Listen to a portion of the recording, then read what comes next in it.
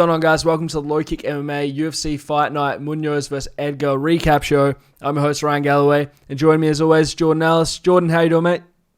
I'm doing good. How are you doing? Not too bad. Great card, in my opinion. I had low expectations for this one, given the name value and a lot of the card going into it. I know when we did the preview show, we both spoke about how this is clearly one of those cards where they're just throwing people they need to give fights to on the card. But it really paid off because a lot of these fights were very entertaining, and also the main event was far exceeded my expectations. What were your thoughts on the card as a whole? Yeah, in the end, it was a really fun card, but it was, one of them where we spoke about it, and we spoke about it wearing a great card, and then it lost about 2 or 3 more fights, including the co-main event on the day of the event. So it was pretty much the worst card.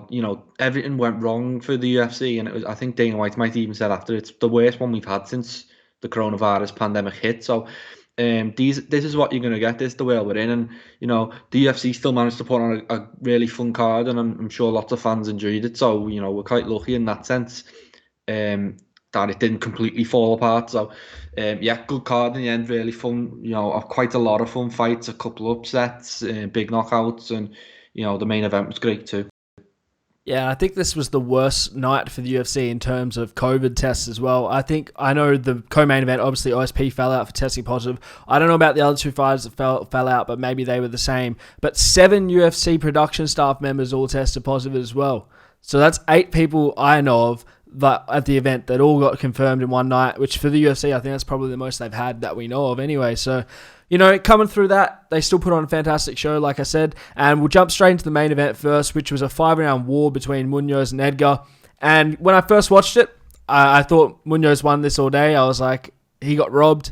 Then I rewatched it, and I was like, all right, it's a lot closer than I thought it was. Obviously, Edgar getting the win there.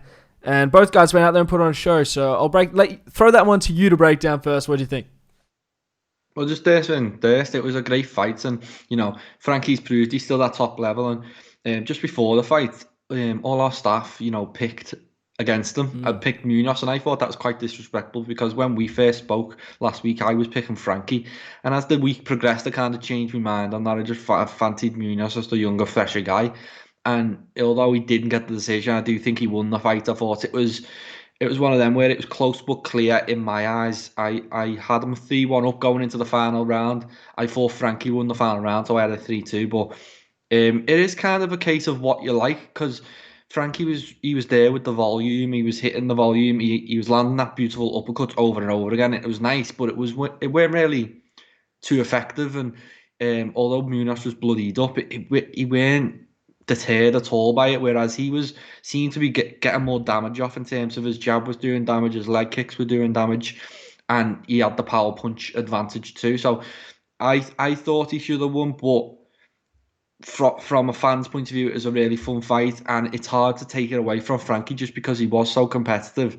He was in the fight, he was landing probably more volume, and I know some people like to count the numbers. I don't really like that, but he probably did land the more volume too. So it was a good fight. It was a close fight. I edged Munoz, but you can make a case for Frankie, and it's hard not to be happy for him as such a legend and stepping down. And I'm sure they'll both get big fights. I'm sure no one comes off this too bad. It's not like Munoz is going to drop out the top 10 or anything like that. He'll be fine. Edgar will be even better. So yeah, great fight. I thought Edgar physically looked the best he's ever looked. I figured he'd go in there and be really thin and a bit like Aldo at 135. But no, this is the weight class he should have been at all along. He looked fantastic. He looked like he belonged there. And I think he was slightly bigger than Munoz in this one, which was a first for him. He had a 3-inch reach advantage from memory. And he really did showcase that he's not ready to retire, which was a lot of the talk going into this. Will this be the last time we see him if he gets a loss here? He still looked fantastic. He's still durable because Munoz unloaded on him multiple times. Big shots hit him, and he just stayed in there. Even the first round, Munoz landed a couple of big right hands and didn't really get much of anything off that. The big story was the leg kicks in this, in my opinion, because they were doing the most damage. He was taking all this weight off his front leg, and he was really losing some mobility. Whereas Frankie, I thought his biggest moments of the fight were when he tried to secure takedowns, but he didn't really get them, right? He got him down and he immediately sprung back up, which is pretty impressive for Munoz to do that. I knew he'd be looking for that guillotine, which he was trying to get every time he got shot on. But for him to just get back up and get back to striking, really impressive stuff. I agree with you. Edgar landed more volume, but I think Munoz landed the bigger shots and, in my opinion, the more effective shots of the fight. So, like I said, I had it scored for Munoz, but upon rewatching, it's a very close fight, so I'm not upset with the decision or anything. Yeah, in terms of Edgar, a lot of what he was throwing, in my opinion, was shots just to create distance. They were like 4-punch combos, but they weren't really even trying to land. He might land the last one, but he's throwing punches not to even land, just to create distance, get Munoz off him, because Munoz was just like like a blanket on him that fight. He wouldn't get off him. But there was a couple other things that pressed me by Munoz, as you said, his takedown defense or his ability to spring back up. That was really impressive. Because we've seen Frankie Edgar hold bigger guys down and stop them on the floor, so that's impressive. And then also his coachability, like he had a bad second round, and I think Edgar was putting it on him in that round, and that was the most clear round of the fight in my opinion. And he went back to the corner. His corner told him, jab, stop loading up, and he took it all on board. So he's very coachable. He can adapt. I think he showed everything he needed. He just didn't get the win, and it's unfortunate for him, but he's young, he'll come again, and as we said, that could have been it for Frankie if he lost that. So it's kind of the best of both worlds for us as fans, that Frankie stays around, he's still competitive, and he can do a rematch down the line, hopefully. Yeah, and so we'll jump on to predictions of what's next. For Munoz, I like the Assunção fight. I think that's a good fight. Both guys coming off a loss. I think that makes perfect sense for either of them.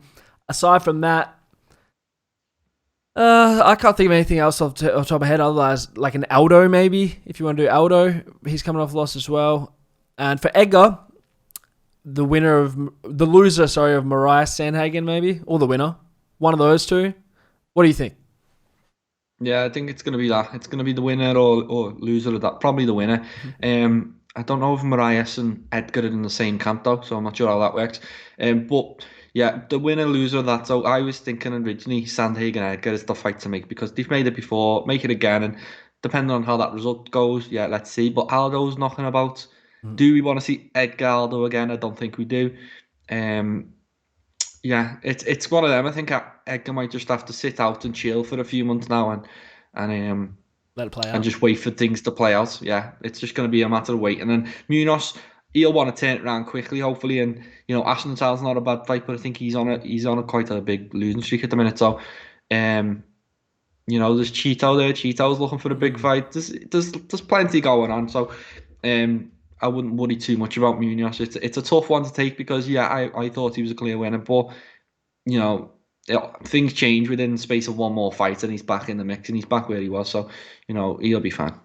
Yeah, one thing's for sure, bantamweight's more exciting than it's ever been right now. There's a lot of talent there. So with that, we'll jump on to the co-main event, which was obviously changed on the day of the fights, and it got bumped up to be Marcin Prachnio versus Mike Rodriguez. Pretty impressive Muay Thai from Rodriguez. Obviously, he put him in the Thai clinch and unloaded knees and elbows. I think it was an elbow that dropped him at the end, right? It was an elbow, and then he finished him with ground and pound. Impressive performance, and I didn't know who he was coming into this, but now I do. Yeah, it was the same for me, really. Like, as we spoke about it, we were unsure about this fight anyway when we were speaking about it last time, and then it gets bumped up to the co-main, and this just, the card's a bit of a shambles at that point. But, this is one of the fights I picked Prachnio just because I'd seen he'd fought in one, and I thought he'd be, maybe a higher level. But as soon as I seen him on the scales, I seen the size of Mike Rodriguez, and I just said, no, obviously he's going to win. He was huge, and that was just something he took advantage of. He was in that clinch, and for Prachnio, there's a lot to work on there, because he didn't fight out of it properly. When someone grabs the clinch, you get out, but he was kind of swinging, trying to, he was doing everything wrong basically.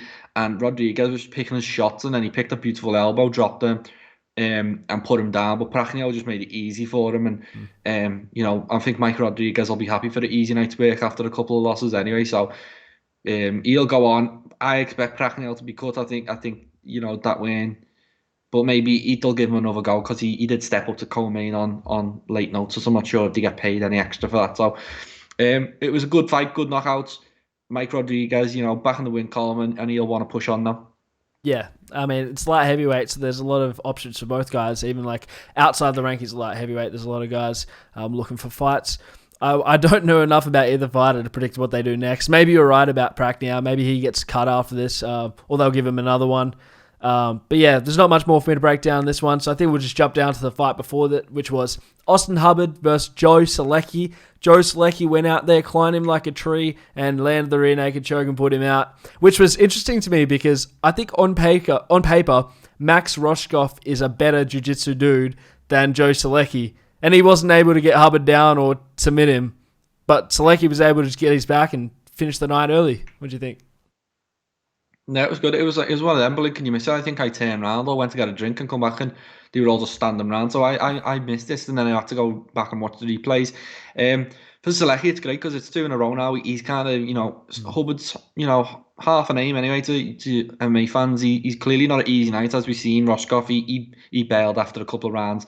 So he's not easy, and he's kind of made easy work of him. He's jumped on his back, and you don't see a lot of them standing rear naked choke anymore. So, and he's managed to get the tap. So it's it's a big win, and it was a nice win, and I think we've got him on the site in a day or two, so it'll be good to speak to him and see what's next. Yeah, I mean, take out Austin Hubbard, you're pretty close to the rankings, right? Probably not next fight's probably not ranked guy, but the one after is probably looking at being ranked guy. It's got to be somewhere close to there, and he's impressive.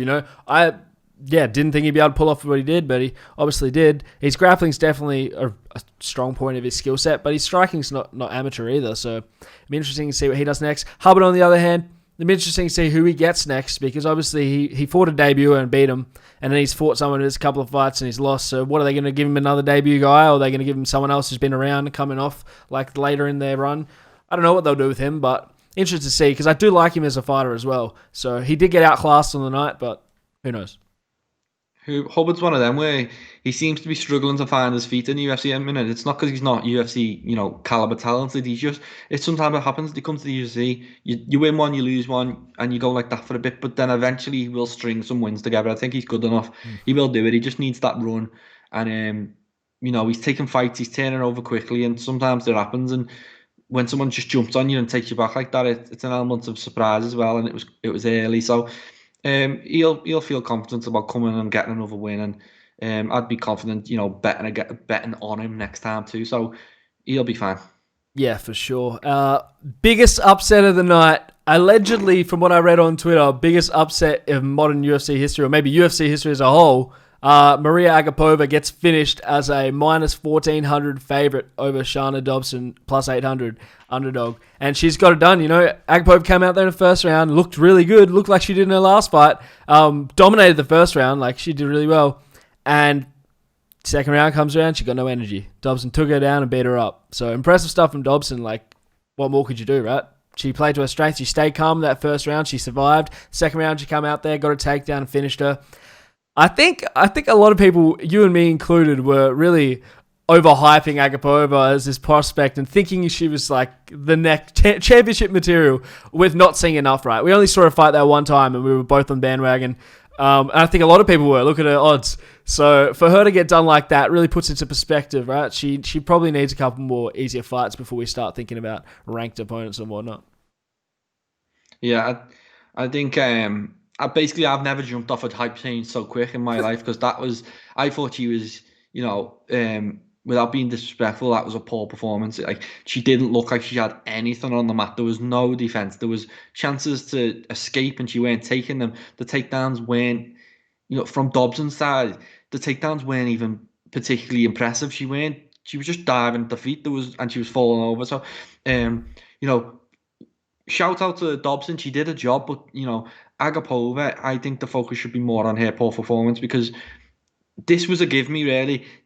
Dobson's lost three in the UFC on the bounce. Agapova is a rising star. As impressive she is, she should have won this fight. So I think there's there's holes in that game, on the floor, and people are going to be looking for that now, because she just looked like she had nothing. She was curling up. It could have been stopped a bit earlier because she just weren't defending herself properly, and she looked like a novice. But she's 23 and she's clearly got that stand-up talent. It's just adding all this other stuff to the game, and hopefully she can, stay in the UFC long enough and, get the easier fights and work on a cardio a bit, and then come back. But yeah, I've never been so disappointed in a hype train in my life. Like, I know O'Malley lost, but at least he got towards the top. I'd say, with all this, like, respect to Dobson, she is the bottom of the pile really in that division, and Agapova should have took her out.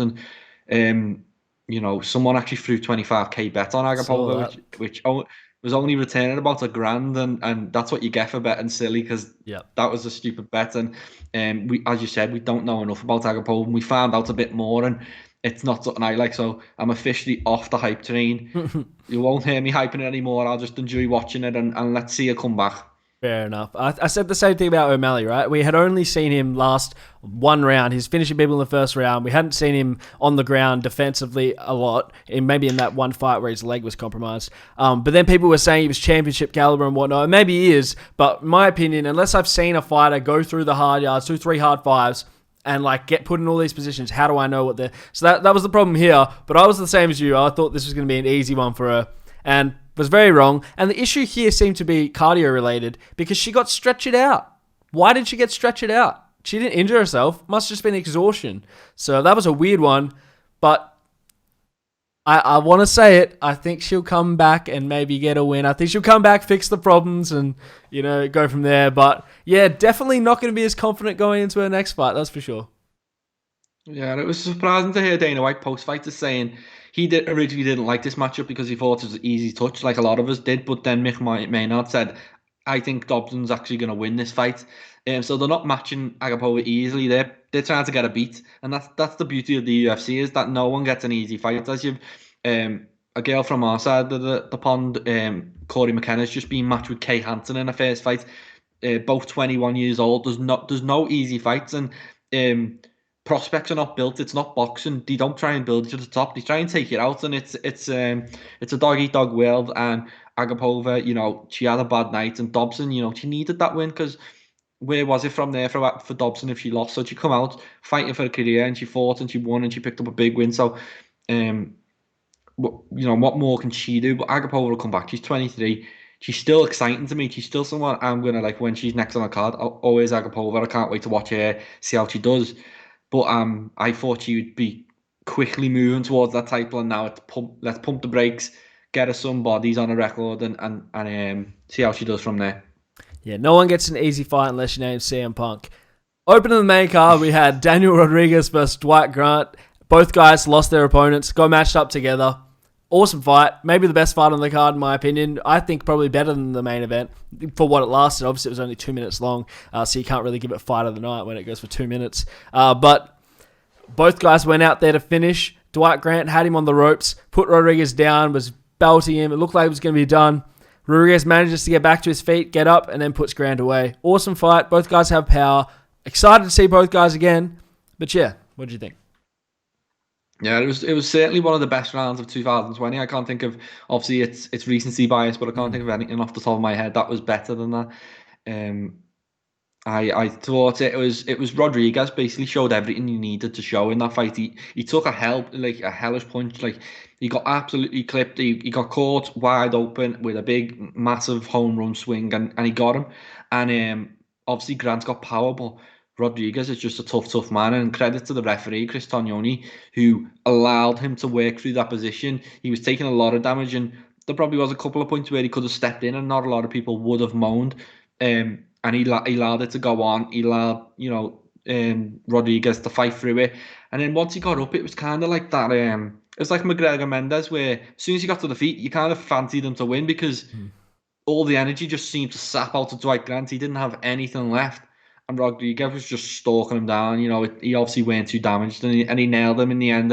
And then that was a really good stoppage, because he went limp, Grant. And it was a brilliant round. It was, one of the rounds of the year. I'm sure at the end of the year we'll go back and we'll discuss rounds of the year, and this will be included. And I'm sure we'll have a few others. Absolutely. We'll jump into the prelims, just touch on a few of them. The one I want to get into first was Ike Villanova versus Jordan Wright. Obviously, Ike's eyebrow, or wherever that area was above his eye, just got torn apart by an elbow. Did you see that one? I seen the cut. Yep. And yeah, that's bad. So I didn't actually see the fight. So who was winning up until this point? Sorry, what was that? Oh yeah. Who was winning up until that point? Oh, it was all Jordan Wright. He opened with a spinning wheel Was it? kick, knocked him down with the wheel kick, and then he got up, clinched, and put him away in 1:30. So it was all Jordan Wright. And yeah, it was a good stoppage by the doctor because his eyebrow was just mangled, you know? Yeah, and I've seen it's not even just a cut; it was like a big square. Like, so you've got to stop it, and it's not great for Ike just because he, like, obviously I spoke to him. He was a lovely guy, and he was really excited about, you know, putting a show on at 2:05, and he obviously hasn't had that chance. 1:30, he's lost for 1:30, but I'm sure he would have been confident about turning that round. So, shame for him. But he'll be back, and Jordan Wright, that's a late notice call up, isn't it? And he's took advantage of it, so he'll get another big fight too. Yeah, but like the opening of that fight where Wright just went out there and wheel kicked him and put him down, it was crazy. I thought he'd finish him with that, but it was just brutal. I really want to see what Jordan Wright does next, because was this his debut? I think it was his debut. I've never heard of him before, so I think it was his debut, and he just looked, it was a late notice one. He just looked phenomenal. I want to see him come back and see what he does next. So. Yeah, Jordan Wright. Yeah, he's 11-0, so it's obviously it's not There's a reason. Yeah, there's a reason why he's accepting these late notice fights and throwing wheel kicks as soon as he opens up in the UFC. Yeah. There's no scaredness on his side of things. So, yeah. Well, we'll jump on to the other fight I want to talk about in here first, which was the opening fight of the night between Timur Valiev and Trevin Jones. Valiev dominated him in the first round, just punished him on the feet. When he dropped him, he was almost going to put him away. It looked like Jones was done. It looked like there was no hope. And the commentary were talking about how good Valiev is and how he's this Dagestani prodigy and he's just a machine. They were hyping him. Second round comes out. Trevin Jones, he was getting beaten up in the start of the round. Let's not lie. He was getting beaten up. And then he puts him away with a lethal right hand. He drops him and finishes him on the ground. I know people were talking about it being an early stoppage, but man, that wasn't an early stoppage. The reason it seems like an early stoppage is because in the first round, the tides were turned and the ref let it go. But that wasn't an early stoppage. Trevin Jones earned that victory, and it was very impressive. Yeah, it's the same thing as we seen it on the later fight with Rodriguez. If you're able to survive and the referee can see it, the referees have been getting some stick lately, but I think on this night they were pretty much perfect. I think that was a really good call, and it only takes one, as we've seen, in the boxing over the weekend. Dillian White was dominating the fight and just got absolutely wiped out with one shot. So it happened, and especially in MMA, it's going to happen even more often with them 4-ounce gloves. Stay in the fight, try and wing big punches and see what happens. And Trevin Jones, he stretches it to 3 now in his win streak and gets a win in his debut. Impressive stuff. Any other fights on there you want to talk about, or we'll move on to some news? No, all good. All right, let me just pull up the site and see what's going on. Leon Edwards talking to Jorge Masvidal on Twitter. I'll try and look for that fight. Said he'd do it in a car park from memory. I don't have it open. But is that a fight you'd want to see? Would you want to see the two of them go at it next, or what do you want for Edwards? Obviously, it'd be good for Edwards, but I just don't think he's getting that one. Masvidal's obviously going for the biggest names he can get, and Edwards, with all due respect, is not one of them names. He's not. So it depends it actually does depend on what Masvidal wants. If he actually wants another shot at Usman, I think facing Edwards is the way to go. You beat Edwards, I think you're next in line. But I think he wants money more than UFC gold, and that's what he's going to go and search on. So he'll be trying to get that McGregor fight. He'll be trying to get that Diaz fight, and beyond that, there's a few names before Leon Edwards pops up. Edwards is obviously just in a tough spot because obviously he's turned down a title shot. He hasn't been able to fight for one reason or another, and he's had to turn down a few fights, and he's at the point now where he's not getting the next title shot. He's going to have to fight again, and I think the fight is Leon Edwards Wonderboy. I think that's a really good fight, and I think a win over Wonderboy would probably be enough to edge Edwards towards that title shot now. Yeah, I mean, with Woodley and Covington going to be matched up, who else is there for him? I can't even think off the top of my head, but maybe Chesser if he wants to go real low. But Wonderboy's the fight, right? For Edwards, the right fight is Wonderboy. Both strikers, both fun to watch. I'd probably favour Wonderboy in that, so I can see why he's not taking that fight, because Wonderboy is really technical. He doesn't really get hit, and he's a good counter striker. That's a dangerous fight for Edwards. I think the Masvidal fight is an easier fight for him, and I think he knows that. I think that's why he's going after it, because it's a big name, obviously a lot of money around it, and he's up there in the rankings, and I think he knows it's an easier fight than Wonderboy. But for Masvidal, I think you're right. He's going to go after the money. He wants the McGregor fight. If Khabib's only going to do Gaethje defense and then do GSP in April, what's Conor going to do until they fight? Because the lightweight belt's not going to be open until after GSP Khabib in April. He's not going to sit out that long. Masvidal's the fight for Conor, I think, right now. Or the Diaz trilogy. Or you could even do Masvidal's Diaz rematch. So I think they're the ones we'll probably see happening, yeah. Yeah, and I think that's what Masvidal, he's speaking about the title and he's saying he wants a rematch, but if you're not accepting a fight with Leon Edwards, and I think it's pretty clear that Masvidal has rejected that fight, that's saying you're after one thing, you're after money, because Edwards, as impressive as he is, he's been beaten and he is beatable, and he's not the top 170 fighter, so I don't think Masvidal will go into that fight thinking, oh, I can't win this. So it's just a matter of there's bigger fish to fry for him, and it's not really about the belt, it's about the money. And while Diaz and McGregor are sitting on the sidelines, he's going to go and chase them.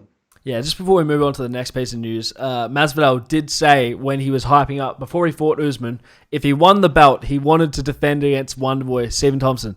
So now he hasn't won the belt. Seems like it'll be a good matchup for either guy to have the rematch between those two. I don't see it happening because there's not a lot of money. But what do you think of that fight for them? I obviously favor Wonderboy in that because he's beat him once and because Wonderboy is really good. What do you think? Yeah, I think Masvidal, in terms of a fight he would accept, if he can't get the money fights, I think he'd prefer that Wonderboy fight, because obviously he has lost to him before and it was a split decision, but from my memory, Wonderboy dominated the fight. Yeah, he did. And I think it would be a similar story, but Masvidal, he's got these tricky shots now and he could catch him. Pettis caught him. I think Masvidal would be like quite confident of catching him with something too. So I think that's a really good fight, and I think it's much more realistic than Leon Edwards right now. I just don't think Masvidal has any interest in giving Edwards any lights or any payday or anything like that. And he's already doing it, but Edwards is going to have to come up the hard way. But yeah, that's probably the next best option for Masvidal other than the money fights. Yeah, we'll move on. I've got two more pieces of news. Tony Ferguson versus Dustin Poyer, according to Dana White, is probably happening, which I think means is happening, because he said Tony's booked. They said they have Tony booked. He said, someone asked, I think it was one of the dudes from the Mac Live, I can't remember who it was. They asked who was his opponent, Dustin Poyer, and he said probably. That's going to happen. Dustin retweeted it with some praying hands emoji or something. So I'd wager that's going to happen. I like this fight a lot for both guys, because I hate to see guys lose like their title shot and then have to fight down and then take another loss and then they're way down the rankings. I'd prefer to see two top contenders like these two fight up. Poyer just fought down. He's earned his next shot at getting a shot at the title, right? So especially if Gaethje wins, right? The winner of this fight, if Dustin wins, is going to fight Gaethje if he wins. If Tony wins, who knows? Because Khabib's only got 2 more fights allegedly. But I like it. What do you think? Yeah, I do like it. I just think it's a really tough fight for Ferguson to come back to after his last performance. I think he just looked a shell of himself in that fight. He was so hittable, and that's the worry for me, is that Poirier's just going to tee off on him in a similar way. So it just depends if that was just an off night and maybe he was affected by cutting weight twice in a few weeks, or this is the end of Tony Ferguson and he's old, and he's a bit over the hill type thing.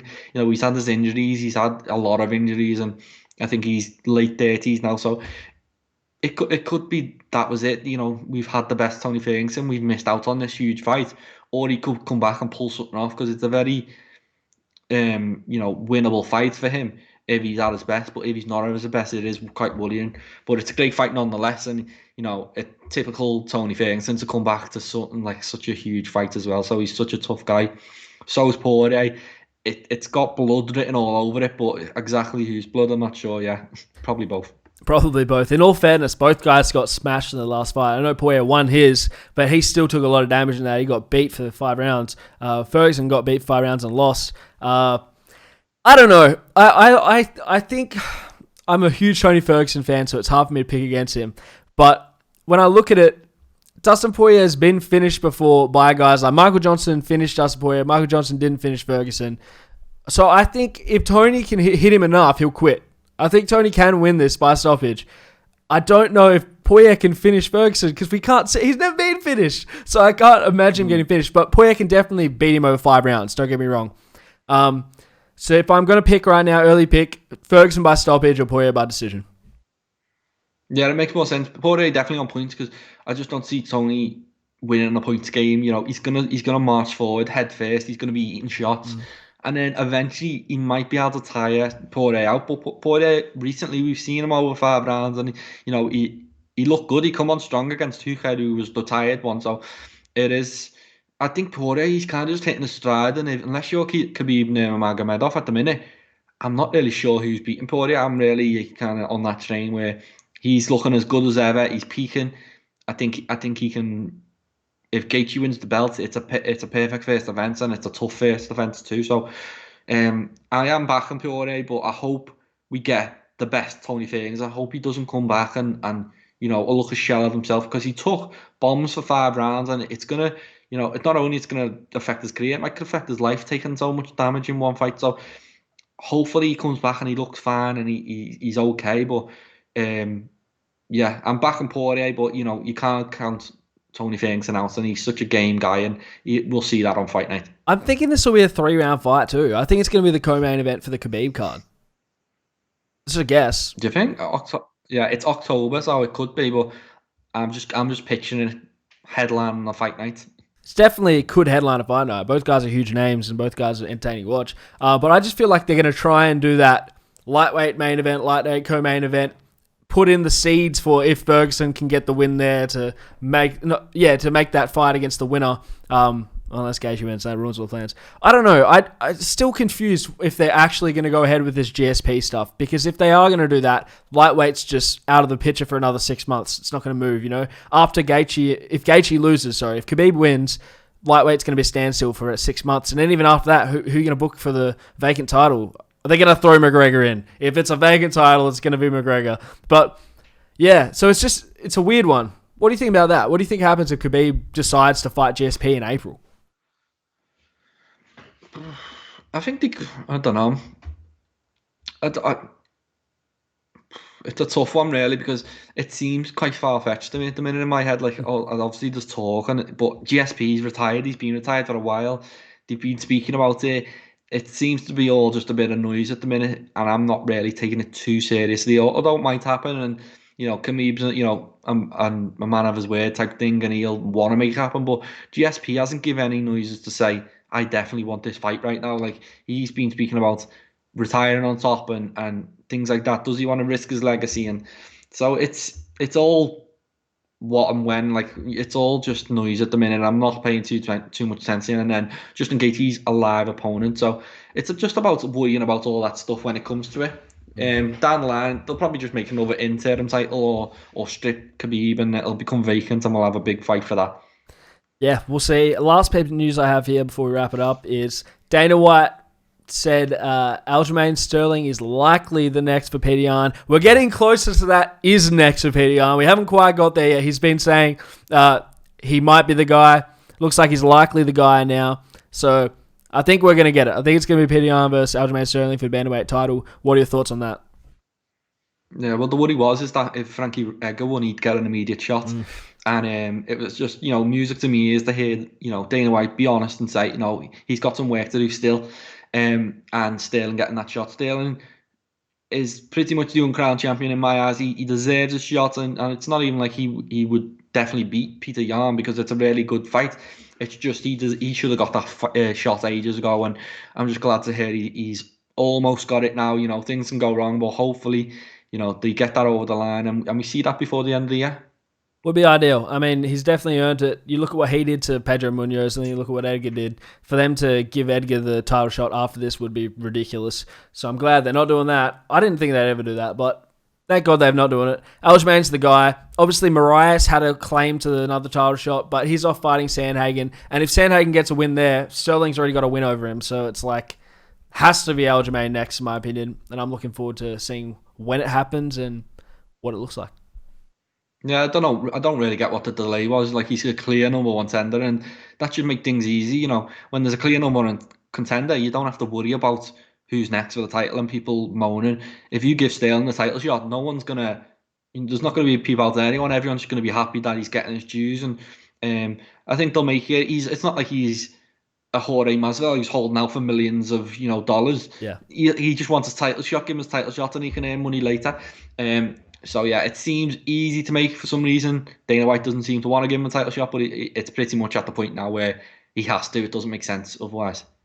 I agree. And with that, I think we'll wrap it up here. Thanks for watching, guys, and we'll speak to you later in the week to preview this weekend's card, which is headlined by Anthony Smith and Alexander Rakic from memory. Am I right there? That's right. Excellent. Well, looking forward to that one. I'll speak to you then. See you later, guys.